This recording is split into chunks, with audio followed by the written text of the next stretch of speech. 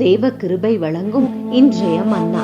ஞானத்தை கண்டடைகிற மனுஷனும் புத்தியை சம்பாதிக்கிற மனுஷனும் பாக்கியவான். நீதிமொழிகள் 3:15. விவேகமும் ஞானமுள்ள ஒரு மனுஷனை தேடி அவனை எகிப்துக்கு அதிகாரியாக ஏற்படுத்த வேண்டும்.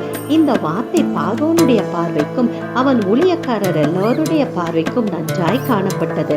அப்பொழுது பார்வோன் தன் ஊழியக்காரரை நோக்கி, தேவ ஆவியை பெற்ற இந்த மனுஷனை போல வேறொருவன் உண்டோ என்றார். பின்பு பார்வோன் யோசேப்பை நோக்கி, தேவன் இவை எல்லாவற்றையும் உனக்கு வெளிப்படுத்தி இருக்கிறபடியால் உன்னை போல விவேகமும் ஞானமுள்ள வேறு ஒருவனும் இல்லை என்று சொல்லி அவனுக்கு மெல்லிய வஸ்திரங்களை உடுத்தி பொன் சரப்பணியை அவன் கழுத்திலே தரித்து எகிப்து தேசம் முழுமைக்கும் அவனை அதிகாரியாக்கினான்.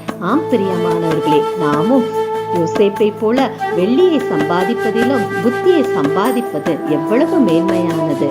ஆமேன்.